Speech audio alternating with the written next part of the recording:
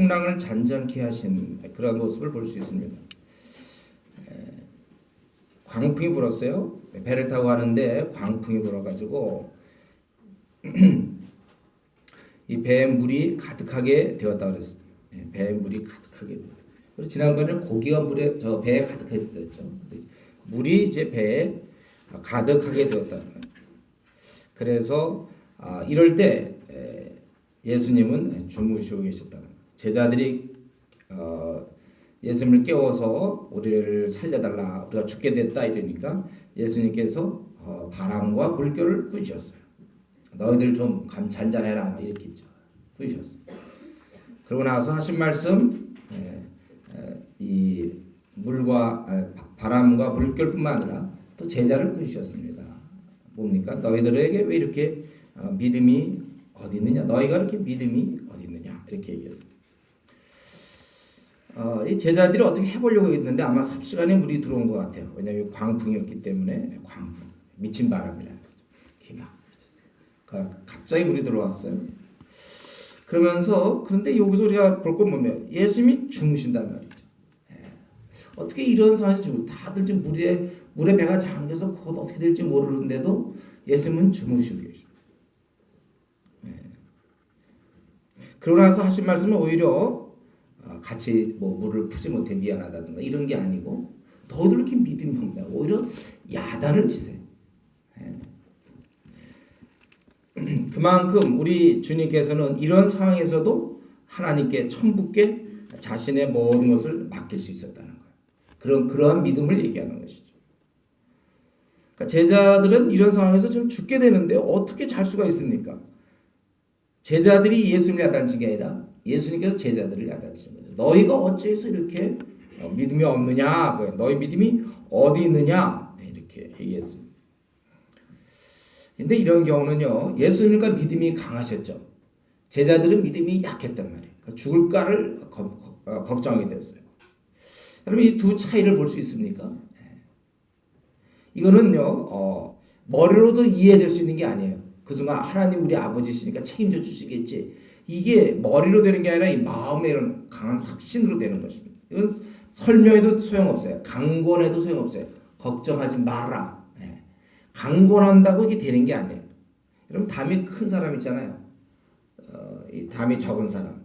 우리 공수 특전단 훈련 갈 때 보면 막 꼭대기 아슬아슬한데도 막 올라가고 말이죠. 담이 아주. 어떤 사람 부들부들 떠는 사람이 있어요. 우리 이스라엘 군대가 골리앗 앞에서 부들부들 떨었잖아요. 그리고 다윗은 떨지 않았어요. 전혀 안 떨어요. 동일한 상황에서 예수님은 주무시고 제자들은 혼비백산해서 어쩔 줄 모르고, 바로 이러한 것. 여기에 바로 믿음을 얘기하고 있습니다. 예수님은 철저히 하나님만 의지했어요. 죽지 않을 거예요. 분명히 이거 이래봐야 죽지 않을 거니까. 그래서 굴굴 잠을 자는 것입니다. 이 잠을 자는 것은 어떤 잠꾸러기다, 이걸 얘기하는 게 아니죠. 이건 뭡니까? 자는 사람들도 항상 우리 교회도 꽤 있는데 그 잠과 다른 잠이 이 잠이에요. 이거는 하나님에 대한 100% 신뢰에 대한 액션이라고 할 수 있어요. 나는 하나님을 신뢰한다. 두렵지 않다, 이까지 거 가지고. 신앙의 세계에는 이런 단계가 있다는 것은, 남들은 염려하고 걱정하고 근심해, 오히려 주위 사람이 더 염려해. 그러나 본인은 편안한 마음을 가진다는 것입니다. 여러분, 믿음을 지금 얘기할 때 이런 상황에서 믿음을 얘기해요. 지금 배에 물이 가득해서 이게 가라앉게 생겼는데도 불구하고 호들갑 떨고 있는 것에 대해서 왜 믿음이 없느냐? 여기까지. 우리가 믿음의 상한선을 어디까지라고 볼 수 없어요. 요거를 끝까지 그 상한선이다 이렇게 얘기할 수는 없지만, 분명히 우리의 지금 믿음을 생각할 때는 또 다른 세계가 있다는 게 느껴지지 않습니까? 여러분, 이런 상황이라면 여러분 어떻게 했겠어요? 그런 다른 세계가 있어요. 과연 이렇게 될 수 있을까? 그렇기 때문에 여러분들이 기도 생활을 하셔야 된다는 거예요. 현재 이 정도의 믿음에 만족하면 안 되겠어요, 우리가. 나 이 정도의 좀 신앙생활하고, 내가 교회에서 집사요, 장로요, 또 권사요, 교회에서 교육자요. 이 정도 나도 내 믿음 정도면 모르게 그렇게 심각하겠는가. 그게 아니라 우리 애기 믿음을 갖고 있단 말이에요. 애기 믿음. 이런 믿음으로 가야 돼. 이런 믿음. 이런 거 볼 때 저와 여러분 더 기도의 사실은 지금보다 훨씬 더 기도의 시간을 많이 들여서 속히 이런 믿음을 우리가 회복해야 될 것입니다. 이런 믿음을 소유할 수 있어야 돼요. 저는 계속해서 기도하는 게 이제 이런 거죠. 이런 게 속히 저도 될 수 있도록 이 정도 이렇게 이런 믿음이 될 수 있는. 근데 이런 모습을요 놀랍게도 훗날 베드로에게서 보게 됩니다. 베드로가 그 사도행전 12장에 보면 자기 동료 요한과 야고보와 베드로 세 명이 주님과 제일 가까웠던 사람 아닙니까? 그 중에 야고보가 헤롯이 죽여버리잖아요. 일찍 순결당했어요. 야고보는. 그리고 나서 사람들이 자기가 이런 걸 보면서 그래서 베드로도 감옥에다 잡아놨어요. 곧 죽게 될 상황이에요. 그런데 베드로는 이때 어땠습니까? 사도행전 12장 7절에 보면 자고 있었어요. 내일 아침이면 어쩌면 죽을 거예요. 세상을 이제 끝내게 됩니다. 여러분 가끔 뭐 텔레비전에 그 무슨 테러리스트들이 사람 잡아가지고 씌우고 뭐 총 같은 거 들고 있고 참수시키고 우리나라에서도 그 참수당한 사람 있잖아요. 그 참수당할 때 그 살려주세요 막 그런 순간 납치당해가지고 그런 순간에 마찬가지가 내일이면 언제 죽을지 몰라요. 아마 베드로는 그 다음날 새벽이면 아침이면 죽을지 모를 때인데 그때 베드로는 잠을 잤어요. 그래서 천사가 막 와서 깨우잖아요. 벌써 이만큼 이제 베드로는 이게 뭡니까? 베드로가 잠을 잤다는 건 뭐냐면 이제는 이 분야에 대해서는 이제는 도를 텄다는 거죠. 이제 한마디로 얘기하면 이제 차원이 달라진 사람, 도사가 되고 도사. 이미 그 상태면 이미 세상과는 구별되는 그러한 어느 다른 세계에 들어가 있음을 잠으로써 보여준 거죠. 잠을 통해. 어떻게 그런 상황에서 잘 수 있을까? 내일 죽을지 모르면 그전 나는 뭐 깨어 근신하게 기도하든가 아니면 뭔가 좀 편지를 쓴다든가 유언 뭐 이런 걸 해야 돼. 아니면 유언 안 쓰다 잠이 오겠습니까? 천사가 막 급히 깨울 정도로 자고 있었어요. 그 스승의 그 제자. 이때 주무시던 주님, 이 베드로가 이런 이 단계가 있다는 거죠. 이 단계. 저는 우리가 이런 단계에 속히 가야 된다. 생사화복을 주장하시는 나의 하나님 아버지. 그러므로 나는 내 앞날을 두려워하지 않습니다. 염려하지 않습니다. 그런 신앙의 딱 단계에 들어가야지. 그냥 조그만 문제 생기면 그냥 막 호들갑 떨고 그냥 안달복달 그냥 그거 아니면 큰일 나는 줄 알고 예배도 다 빼어지고 그냥 이게 아니라 최선을 다하지만 그분께서 하신다. 근데 여기에는요, 제가 보기에 분별력이 필요합니다. 성경에 보면 어떤 때는 간절히 기도할 때가 있고 어떤 때는 자해할 때가 있어요. 제자들도 한번 잔 적이 있죠. 겟세마네 동산에서. 그때 또 쿡쿡 자서 깨워도 잘 안 되라고 아주 쿡쿡 잤어요. 제자들이니까 아직 이걸 못한 거예요. 배 안에서는 자해했었고, 그러니까 이런 생애 문제라든가 이런 이런 여러 가지 문제에 대해서는 하나님 믿는다는 거예요. 잠이라는 건 단지 자는 게 아니고 하나님을 신뢰한다는 뜻이죠. 그러니까 저들은 배 안에서는 자야했었고 겟세마네에서는 깨야 됐던 것입니다. 근데 이들이 바꿔 있죠. 배에서는 깨었고 겟세마네 동산에서는 잤어요. 이 둘 다 믿음이 없는 행동입니다. 우리는 이 두 가지를 혼동해서는 안 돼요.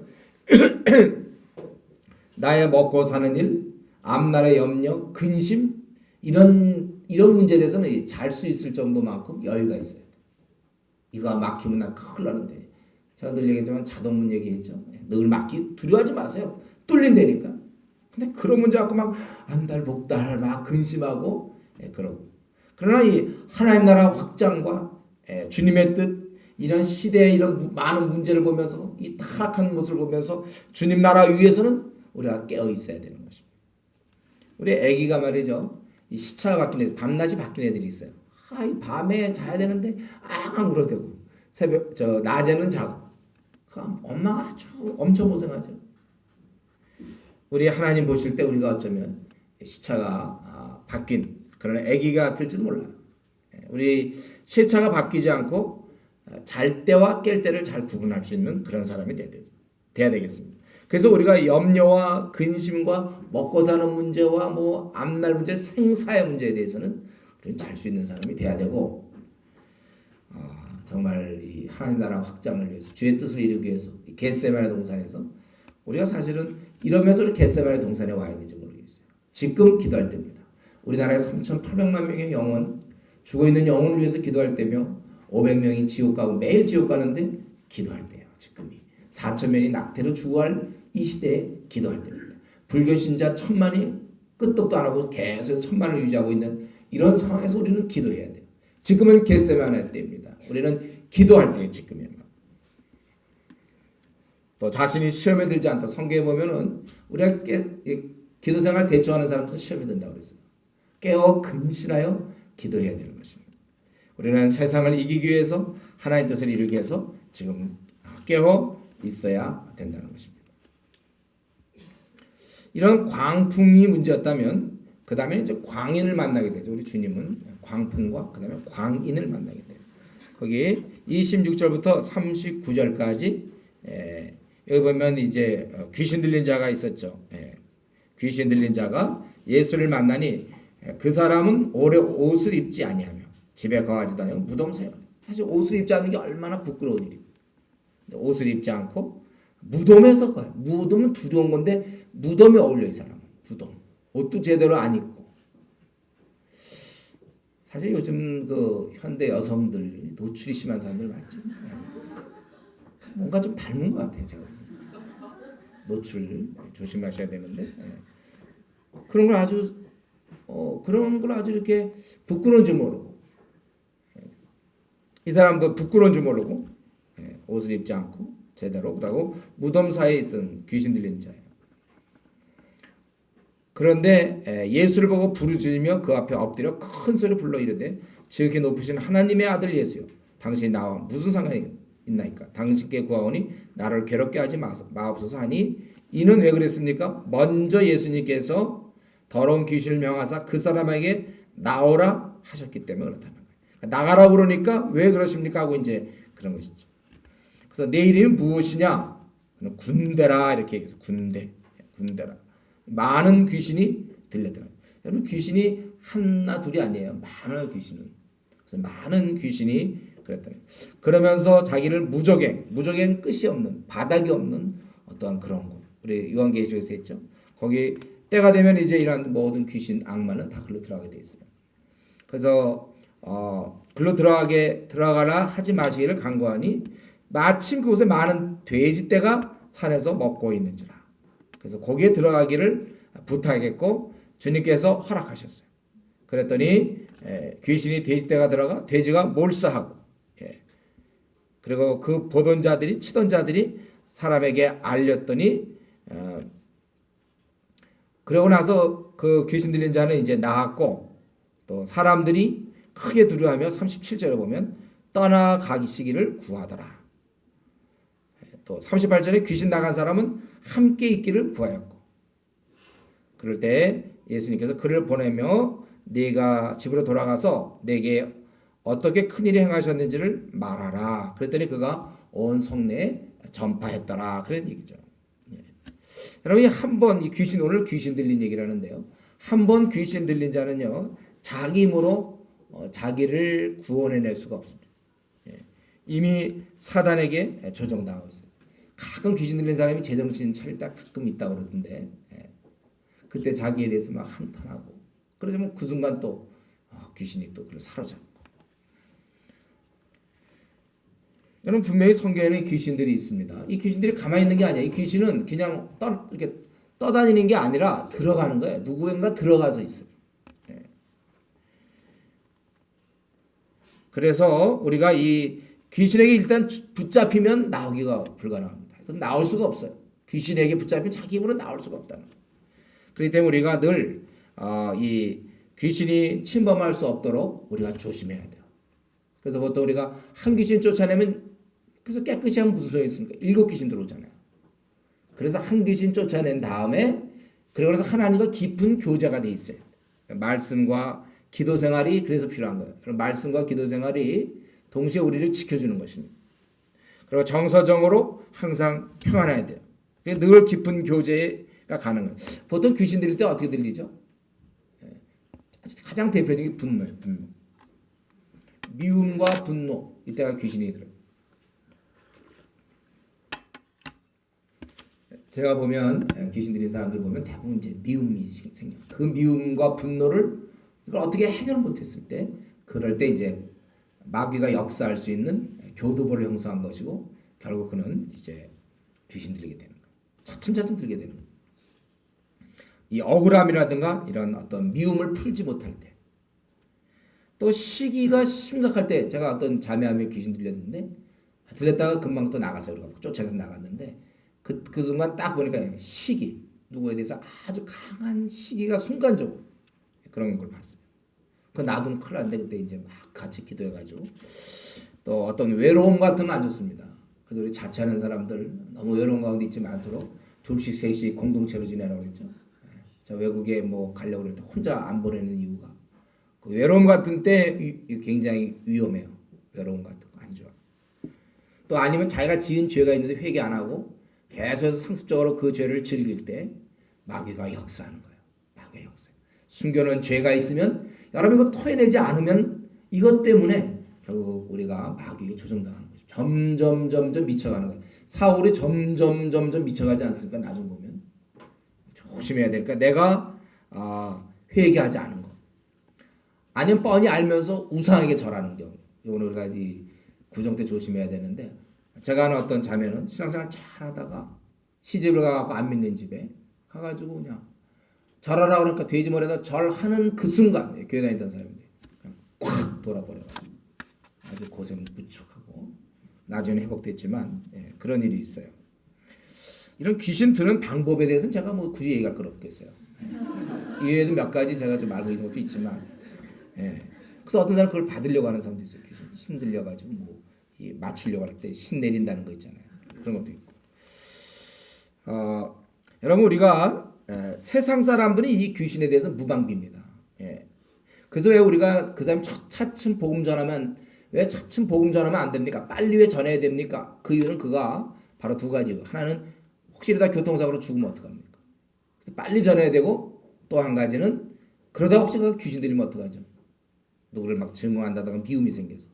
그러니까 이러면서 누구를 미워하는 사람들 가만히 보세요. 그게 깊으면 깊어서 점점 이 정상에서 빛나기 시작하잖아요. 나중에 귀신 들린단 말이에요. 그렇기 때문에 우리는 속히 우리 가족이나 친구들 왜 속히 복음 전해야 되냐면, 이 지금 사탄에 대해서 무방비거든. 사단에 대해서 무방비. 그리고 사실은 이 불신자들은 지금 귀신 들리진 않았지만 이 마귀의 영향 아래 있다는 사실을 우리가 알아야 돼요. 공주의 권세 잡은 자, 이 세상 신이 그들을 이끌고 있다는 사실. 또 그리스도께서 이 땅에 있을 때 너희는 너희 아비 마귀에게서 났다고 그랬어요. 하나님의 아들 딸이 아니면 마귀 아들 딸, 이 둘밖에 없습니다. 이 중립은 없어요. 그러니까 그가 지금 마귀 아들 딸인데 어떻게 우리가 전도 안 할 수 있습니까? 내 가족이, 내 친구가, 그러니까 눈물로 우리는 마귀의 아들 딸인 그를 위해서, 때로 부모일 수도 있고 가족일 수도 있고 배우자일 수도 있고, 그래서 우리가 기도하는 거예요. 그래서 왜 그들은 전도하면 다른 종교보다 기독교를 더 싫어하는 이유가 바로 마귀의 영향 아래 있기 때문에 그래요. 그래서 괜히 불교는 이렇게 놀리지 않잖아요. 근데 이 기독교인들은 괜히 뭐 예수쟁이, 뭐 그냥 불교쟁이란 말 들어봤습니다. 석가쟁이 이런 거, 예수쟁이, 뭐 할렐루야 뭐 막 이러면서, 할렐루야야 걔 뭐 이런 식으로 있잖아요. 그런 다른 종교보다 기독교를 더 싫어하는 것은 바로 그거예요. 전도하려면 피하려고 어둠에 앉아 있기 때문에 그래서. 그런데 오늘 본문에 있는 것처럼 29절에 예수께서 이미 더러운 귀신에게 명했다고 그랬습니다. 우리 이것은 좋은 교훈이죠. 주님이 우리에게 보여준 교훈이에요. 이런 자들은 우리 그리스도인이 먼저 접근해야 된다는 거예요. 주님께서 먼저 하신 것처럼 우리가 먼저 접근하지 않으면 이 귀신 들린 자나 아니면 불신자들 절대로 우리에게 먼저 오지 않습니다. 악한 마귀의 역사하니까. 지금도 이 세상 신이 믿지 아니하는 자들의 마음을 혼미케 하여 그리스도의 영광의 복음의 광채가 비치지 못하게 하미니. 혼미케 돼 있단 말이에요. 그 혼미한 사람이 우리한테 와서 치료다 해달라고 그러지 않아요. 우리가 먼저 접근해야 된다는 것입니다. 그래서 우리 이 시간 결심하세요. 내 남은 생은 항상 내가 먼저 주도권을 쥐겠다.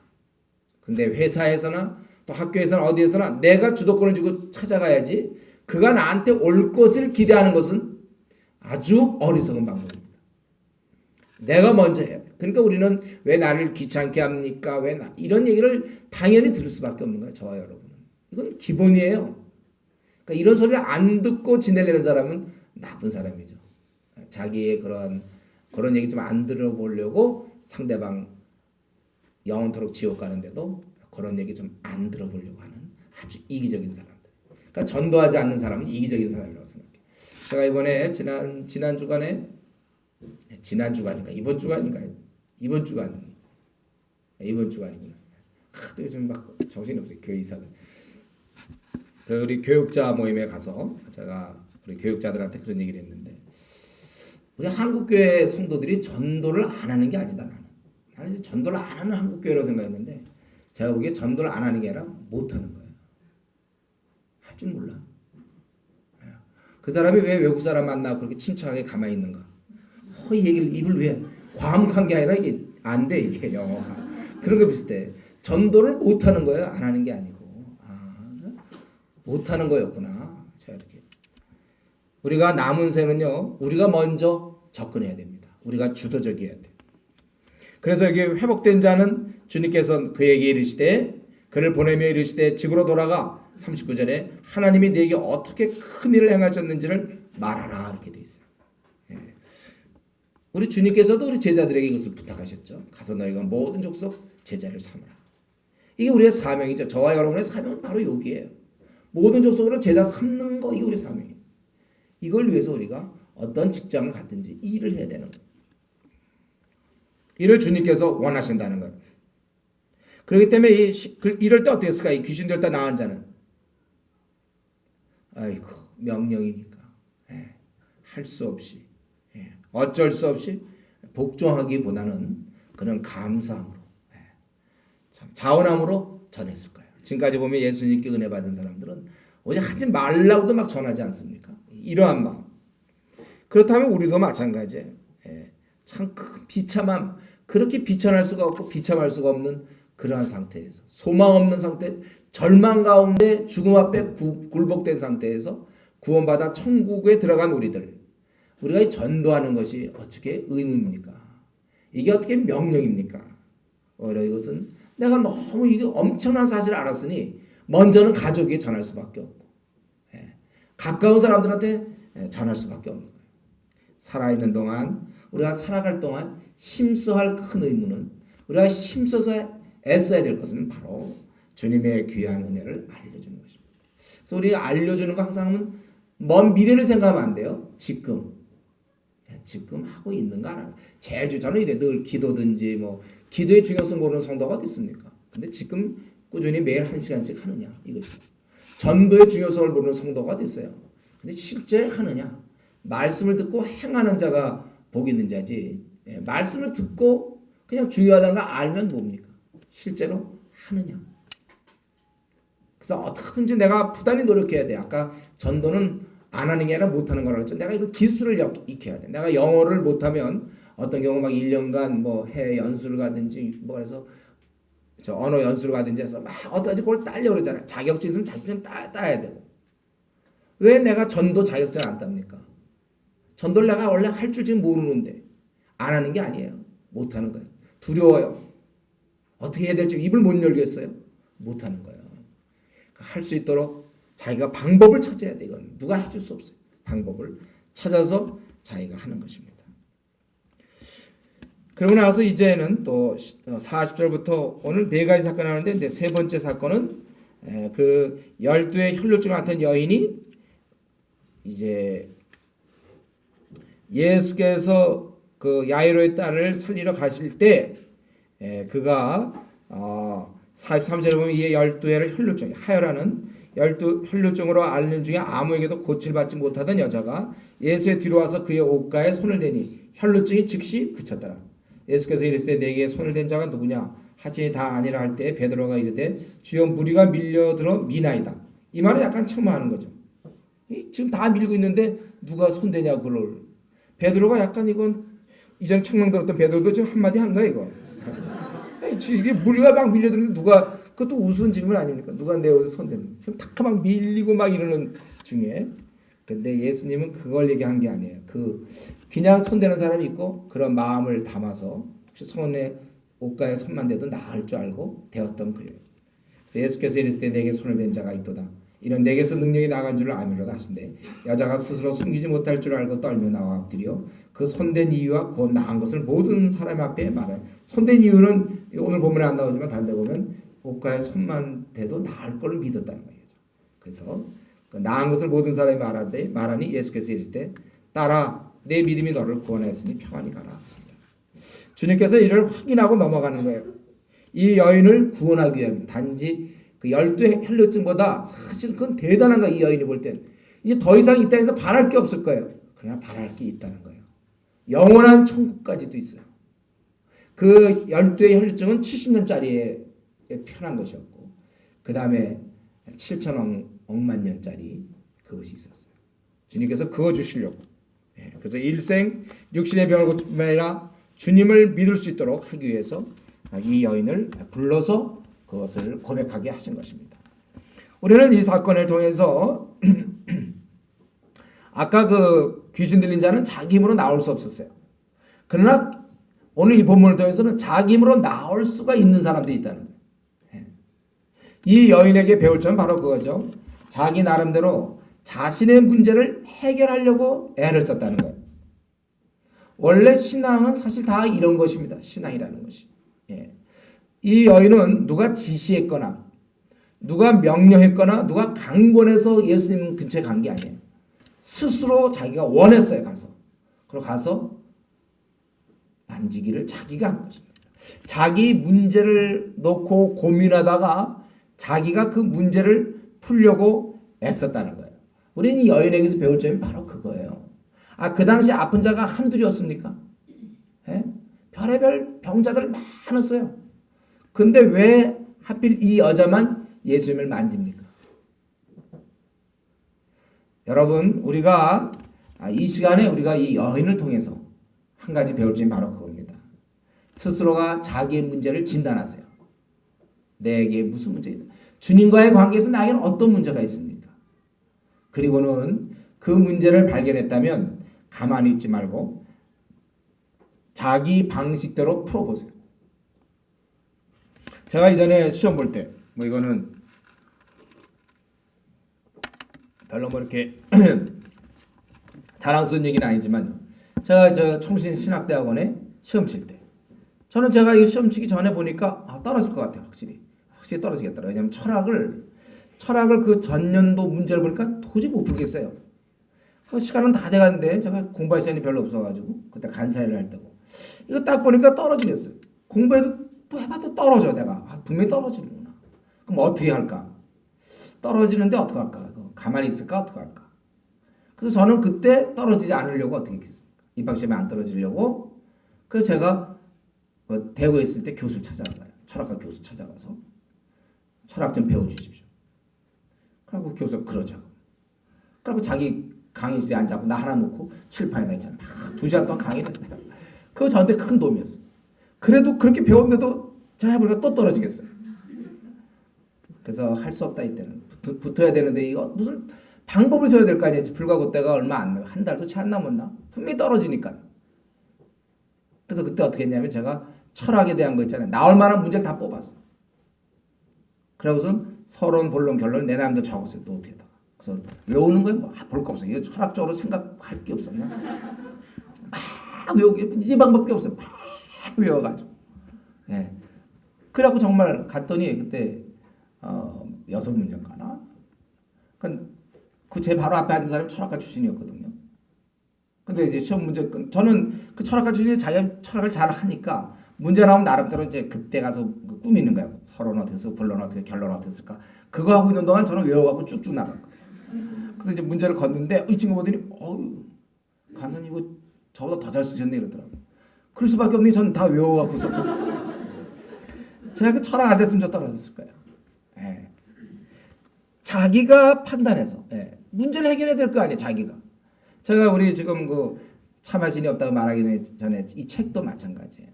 지금 이 책은 정말 많이들 이게 스테디셀러가 돼서 계속 나가요. 그리고 이제 여러 교회에서 이걸 갖다가 이제 그 필독서로 채택을 해서 가까운 여기 사랑의 교인이 뭐 이런 데서 이 필독서 제자 훈련을 또 어떤 제가 신학교를 갔더니 거기서 1학년들 교양과정이 필독서더라고요, 이 책이. 근데 이 책을 제가 쓸 때 누가 한번 강요한 게 아니라 내가 보니까 야, 이거 불신자나 초신자에게 이런 내용이 너무 필요하다. 내가 늘 얘기하기도 힘들고 써야 되겠다. 그때 뭐 이거 누가 뭐 이런 거 쓰라고 누가 권유했습니까? 될 것 같지도 않은데. 그러나 썼어요. 그게 이제 결국 또 도움을 주는 거고. 제 얘기를 좀 이해가 별로 없어서 그랬는데, 예. 자기가 판단해서 자기가 하란 말이야. 자기 이 시대에 좀 어떻게 하면 좋 1000만 명이 넘는 이 불교 신자에 대한 대안은 뭡니까? 여러분 고민하시다가 누가 자기가 결단을 할 때 좋아요. 내가 앞으로 이 불교 1000만을 위해서 난 남은 생을 드리겠다. 이렇게 결단할 수 있다니까. 아니면 200만 이단을 위해서 내가 한번 이렇게 살겠다. 결단. 우리 탕명환 씨 돌아가셨지만, 예, 그분이 자기 나름대로 내가 이단과 싸워야 되겠다. 평생 싸우다가 결국 칼에 맞아서 칼에 찔려서 죽었지만, 그럼 그렇게 사는 거. 자기가 판단해서. 여러분 우리가 이 여인에게서 배울 점은 뭐냐면 자기의 이런 문제를 놓고 주님께 나갔다는 거예요. 예. 자기가 자기를 알아요. 자기 혹시 문제가 있습니까? 다른 사람과 비교해 볼 때 이런 문제가 나한테 있다? 그러면 게으르지 말고 회복을 위해 힘써야 돼요. 뭐 답은 간단하죠. 예. 주님께 나가면 되는 거예요. 이 여인은 굉장히 적은 믿음이었어요. 옷가에 한번 손을 대보면 낫지 않겠고. 그렇지만 그 속에서 그런 생각을 했던, 더구나 이 혈루증 여인은 불결한 여인이거든요. 이건 부정탄 여인이에요. 그런 그가 그런 아주 작은 믿음으로 가까이 가갖고 따라가는 척하다가 어느 날 이렇게 됐겠죠. 제가 생각할 때 뭐 팍 이렇게 되진 않을 것 같아요. 한번 살짝 이렇게 탁 이렇게 건드렸을 것 같아요. 그러나 거기에 역사가 일어났어요. 이건 뭡니까? 이전에 제가 이 본문 갖고 얘기했죠. 아무리 작은 믿음이라도 주님 앞에서 결코 작은 것이 없다. 여러분이 비록 작은 거라 할지라도 그거 귀한 거예요. 그렇게 저는 우리 성도들이 좀 그렇게 살았으면 좋겠어요. 제가 아직도 그 사람 이름 모르지만 가끔 제가 예를 들죠. 그 꼬마 나중에 훌륭한 인물이지만 꼬마가 어릴 때 전도해 보려고 제가 성경 교재관을 잡고서는 쓱 지나가다 툭 떨어뜨리고 지나가다 툭 떨어뜨리고 누가 혹시 그 주워서 그 성경 교재 읽으면 좋지 않겠나요? 저는 그런 마음. 허든 테일러가 자기가 어릴 때 선교의 꿈을 꾸고 이렇게 편안한 데 살면 안 되겠구나. 그래서 딱딱한 이 다락 이런 데 가서 자고 자기가 막 어떻게 하든지 자기가 이제 앞으로 고생할 것 대비해서 준비하고 있던 그 꼬마아이의 그런 모습. 저는 우리 신앙이 좀 그런 게 있어야 된다고 생각해요. 하나님과 나 사이에 좀 다른 사람 몰라도 좋은데 좀 이런 거. 하나님은 우리의 이런 것에 대해서 깊은 관심을 갖고 있어요. 왜냐하면 하나님은 우리의 모든 걸 다 아시기 때문에. 그렇기 때문에 스스로가 자기의 믿음을 무시하지 않도록 여러분 조심하세요. 우리의 믿음이 작은 것 같지만 굉장한 것입니다. 그리고 한 가지만 더 얘기한다면 이 여인이 결국 이렇게 된 것은 뭡니까? 결국 이 혈루증이라는 그것 때문인 거 아니에요. 남들은 없는 병, 고통스러운 병. 그러나 아무에게도 또 43절에 고침을 받지 못하기 때문에 결국 그는 주님을 만났고 그 혈루증이 난 것뿐만 아니라 영원한 천국 백성이 되는 그런 놀라운 것을 그가 얻게 되는 것입니다. 사실 저는 제가 생각할 때 이 땅에 있는 우리의 고난 있잖아요. 우리의 고통은 대략 이런 구실을 해요. 이런 역할을 하는 거예요. 결국 그가 그동안에 고통받았던 것은 결국 이때를 위한 것이었어요. 여러분 우리 고난에는 다 뜻이 있다라는 그런 책도 있죠. 고난은 다 뜻이 있는 거예요. 여러분 이 고난은 연단임을 기억하세요. 고난은 연단이다. 그래서 내가 받는 고난이나 어려움은 연단이다. 그러니까 고난은 훈련이라고 볼 수 있어요. 왜 나는 집이 이렇게 가난한지, 왜 나에게는 이런 불치의 병이 나에게 걸려 있는지, 나는 왜 우리 부모님을 왜 이런 부모를 만나? 나름대로 이런 어려움을 겪는 사람들이 있지. 왜 나를 맨날 시험에 떨어지는지. 뭐 풀리는 게 없어 어떻게 된 게. 이러한 것들이 있잖아요. 고난은 이게 연단이며 훈련이에요. 그래서 훈련받은 용사가 아주 귀하게 사용되는 것처럼 꾸준히 훈련받아야 우리가 올림픽 가서 금메달, 땀을 흘린 만큼 금메달을 따는 거잖아요.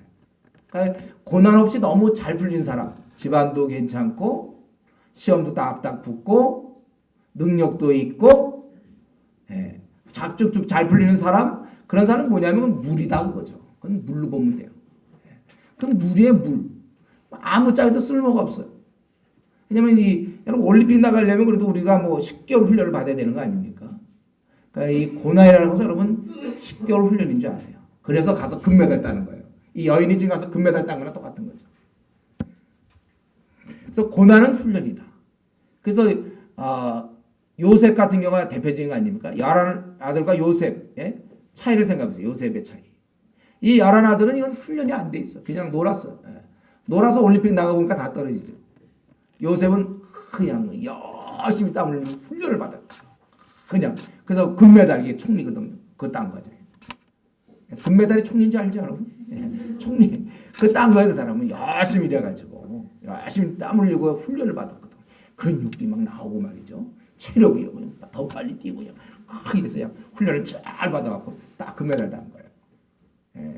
요셉은 또 다윗도 마찬가지. 사울은 연단을 안 받았거든. 사울은 그냥 놀았어요. 그러니까 그는 뭐야, 아예 그 등싸이도 못 들었어, 사울은. 나중에 보면 빌빌대다가 죽었잖아요. 왜냐하면 뭐 훈련 받지 않았으니까 예선 탈락이잖아, 사울은. 다윗은 뭡니까? 그냥 발굽혀이며 이런 거 여러 가지 운동하고 막 달리기도 하고 있잖아요. 무거운 거 들고 막 그래갖고 되세요. 이스라엘의 제2대 왕이지만 이스라엘 역사상 가장 뛰어난 왕이 된 거죠. 그래서 고난 없는 사람들, 오히려 고난 없는 것 때문에 슬퍼야 돼요. 우리는 고난 때문에 슬퍼하면 안 돼요, 여러분. 고난은 뭐라고? 고난은 연단이다 이거죠. 고난은 연단이다. 고난은 훈련이다. 이렇게 생각해요. 그러니까 고난 때문에 여러분들은 기뻐해야 돼요. 고난 때문에 슬퍼하지 마세요. 자꾸 시험 떨어지고 뭐 결혼 문제 잘 안 풀리고 자식 문제 잘 안 되고 뭐 불치의 병에 걸리고 훈련이 그런 식으로 오는 거예요. 제가 대충 알아요. 제가 대충 훈련이 뭐냐면 고3 때 이제 대학 떨어지는 거예요. 이거 좀 훈련이고 그 다음에 대학 졸업하면서 취직 잘 안 되는 거. 이상 일이 안 풀려야 돼. 그거 좀 잘 안 되는 거. 그리고 자라올 때 부모님 잘못 만나서 밤낮 싸우는 거 보고 자라거나 아니면 이제 경험해서 이혼했을 때 이런 고난 정도. 그 다음에 가난. 돈 없어 그냥 이렇게 그냥 좁은 데서 살면 이사도 못 항상 다 그런 거잖아. 가난 정도. 그 다음에 이제 결혼 졸업 좀 하고 그럴 때 이제 그 다음에 결혼이 마음대로 안 되는 거예요. 이게 다 이걸 거쳐야 금메달 따는 거예요. 결혼이 이상하게 딴 사람 잘 되는데 이상 혼자 안 돼. 근데 시험만 보면 자꾸 떨어지고 이제 이런 거죠. 이런 거. 그리고 이제 결혼을 했으면 또 자식 이상하게 또 문제가 있어. 자식 이런 거. 남편 문제나 이제 아내 문제. 남편만 문제가 아니야. 아내 때문에 아주 고생. 남편 이런. 대충 그런 거. 그다음에 이때쯤 이제 또 병에 걸려야죠. 이게 안 나는 병 같은 거죠. 이런 거. 아니면 이제 교회에서도 혹시 또 목사님 때문에 고난 받으세요. 목사 잘못 만나. 또 목사는 성도 때문에 고난 받고 서로 피차 이제 서로 연단시키는 거죠. 뭐 그런 사업하는 사람 이제 사업에 부도 위기해 갖고 이제 빚 왕창 지고서 그다음 또 죽을 뻔하다 또 다시 일어나는 과정 이런 거. 또 있을까 조금? 혹시 아직 청소년기 또 한참 민감한 학생 때는 이제 외모 때문에 혹시 고난 받는 사람, 자기 거울 보면서 고난 받는 사람. 밤낮 왜 이렇게 생겼을까? 대략 한 열 몇 가지고 나중에 혹시 자기가 받은 거 있으면 얘기해 주세요. 한 15가지. 요 정도 훈련만 마스터하면 되는 거예요. 그래서 우리는 이 고난에 대해서 힘들어할 것이 아니라 성경이 뭐라 했어요? 고난 자체는 피할 수 없어요. 우리가 하나님 고난을 피하게 하는 게 아니라 고난에서 주는 어떠한 한숨이라든가 염려라든가 이거는 피하게 할 수 있다고 그랬어요. 우리가 수술을 피할 수는 없어요. 그러나 수술이 주는 고통에서 우리가 이 마취제를 맞으면은 이 고통이 그 수술에 따른 그 고통이 없어지는 것처럼 여러분이 고난은 오히려 감사해야 돼요. 고난은 감사해야 돼요. 그러나 이 고난에 우리가 기도해야 되는 겁니다. 그래서 기도를 통하여 우리가 이거 평안한 가운데 남들이 볼 땐 야, 너 참 힘들겠구나. 그러나 본인은 편안하게 지내야 돼요. 고난은 고난대로 겪으면서 편안하게. 여호와는 나의 목자시니 내가 부족함이 없으리로다. 제가 보기에 다윗이 이 시를 쓸 때 내가 보기에 나중에 쓴 것 같지는 않아요. 오히려 한참 힘들 때 쓴 것 같아요. 내가 생각하기에. 여러분 이 고난은 우리의 훈련인 것을 기억하시고 괜히 고난 때문에 낙심한다든가 불평한다든가 비교한다든가 이런 일이 있어서는 안 되겠어요. 왜 딴 사람은 다 그러는데 왜 우리만? 그러니까 그거는 특별한 훈련이. 왜 11명 다 있는데 왜 나만 요셉? 확률상 왜 하필 12명 중에 왜 내가 걸 12분의 1이냐? 그게 아니라 특별히 나를 이래야 되죠. 나만이 아니라 나를. 우리가 다른 사람과 비교해 볼 때 역경이 많은 사람들, 특별한 하나님의 사랑의 대상임을 아십시오. 재수가 없는 사람이 아니에요. 나는 자꾸 지질이 1도 안 풀리고 꼬이고 말이지. 나는 이러지 마시고 특별한 하나님의 사랑의 대상인 것을 아셔야 됩니다. 그리고 이제 마지막으로 야이로의 딸을 살리시죠. 거기 보면 이제 그 49절부터 우리 오심 잘 아는 대로 그 딸을 살리는 장면이 나옵니다. 사람들은 이 죽음 앞에서는 무력해요. 그때 그들이 할 수 있는, 죽음 앞에서 할 수 있는 건 50절에 있는 것처럼 울며 통곡하는 거예요. 원래 죽음과는 울며 통곡이 어울리는 것입니다. 그런데 예수께서만이 이 죽음 앞에서 활동하고 계세요. 죽음과 싸우는 것이죠. 그래서 이겼어요. 그래서 아이를 일으키시는 거예요. 우리 주님은 이러한 죽음을 일으켜 주신 거예요. 이 죽음은 오늘 본문에서 뭘 깨닫습니까? 아하, 이 죽음이라는 것도 정복되는 것이구나. 이걸 우리가 이 시간에 깨달아야 돼요. 아무도 죽음은 정복된다고 생각하지 않아요. 죽음이 제일 세다고 생각해요. 죽음은 끝이라고 생각해요. 그래서 무슨 연예인이 죽었으면 막 그 동반 자산을 허무하니까 죽었으니 어떡하냐, 이제 더 이상 뭐 소망이 없다. 근데 그게 아니에요. 죽음은 끝이 아니에요. 세상 사람들은 죽음이 끝이라고 생각해요. 절망의 죽음은, 사랑하는 연인이 죽었어요. 그는 더 이상 살 맛이 없어요. 그러나 우리 성도들은 이 죽음은 끝이 아니라는 거예요. 죽음의 권세가 대단하지만 그것은 아무것도 아니에요. 세상 사람들은 죽음 앞에 두려워하고 벌벌 떨고 그리고 울며 통곡할 수밖에 없지만 우리는 그것을 이기는 자들입니다. 우리는 이 사실을 다시 한번 생각해야 돼요. 지금 이런 사실은 만약에 죽음 이후를 얘기할 수 있다면 신문에 아마 대서특필할 거예요. 저와 여러분은 놀랍게도 이 시대에 대부분 사람들이 생각하지 못하던 거, 바로 죽음 이후를 정복할 수 있다는 것. 예수님의 이름으로 정복된다는 것. 지금 우리 앞에서는 주님은 이 자연계, 바람과 풍랑도 정복했고, 그 다음에 영적인 영계를 다 정복했어요. 또 육신의 불치병, 못 고치는 병도 고쳤고, 그리고 마지막으로 죽음을 정복하고 다스리는 모습을 보여주시는 것입니다. 바로 이러한 주님을 우리가 믿고 있는 거예요. 우리에게는 그러한 능력이 있어요. 참으로 대단한 일인데, 그래서 우리는 우리의 이웃과 가족을 우리가 죽음에 놔두지 않고 우리가 그들을 구원시킬 수 있는 것입니다. 우리가 이 참 대단한 일이죠. 저와 여러분은 영원히 죽을 사람을 살릴 수 있는 자들이에요. 그래서 물론 그들은 죽어요. 그 죽음을 살리는 게 아니라 우리는 영원히 그를 살릴 수 있는 그러한 자라는 사실을 다시 한번 기억해야 될 것입니다. 오늘 이 말씀을 마치면서 22절부터 지금 56절로 오늘 보면 전체가 뭡니까? 누구든지 주님께 나온 자는 뭐 부탁을 했거나 스스로 찾아왔거나 어쩌다 만났거나 누구든지 주님께 나온 자는 다 그 문제가 회복된 것입니다. 그래서 지금 저는 이래요. 우리 나름대로 좀 현재 좀 힘든 문제가 있지 않습니까? 나름대로 좀 문제가 있지 않나요? 저와 여러분. 가정의 문제도 있고 앞날의 문제, 뭐 직장, 뭐 나름대로 문제가 있죠.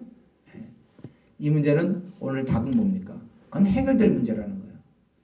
그래서 해결을 위해서 우리가 힘써 기도해야 되는 것입니다. 그리고 우리가 그 문제가 해결됐다고 해서 다 되는 게 아니라 그 이후에도 계속해서 문제는 있기 마련이에요. 그렇기 때문에 우리는 이제 사는 방식을 이렇게 사는 것입니다. 문제가 있을 때마다 항상 나는 주님께 기도함으로써 풀어나간다. 그래서 우리 사는 방식이 항상 주님께 나아감으로써 해결할 수 있는 그러한 좀 지혜로운 우리 성도님 되기를 바랍니다. 이 시간을 같이 한번 통성으로 기도합시다. 주님께 나아가는 자는 모두가 다 문제 해결을 받는데 나는 내가 갖고 있는 문제를 주님께 갖고 나아가는가. 그리고 해결받은 자는 이 귀한 사실을 알려야 되는데 이걸 나는 자원함으로 알리고 있는가. 우리 이 시간에 한번 우리 자신을 위해서 기도합시다.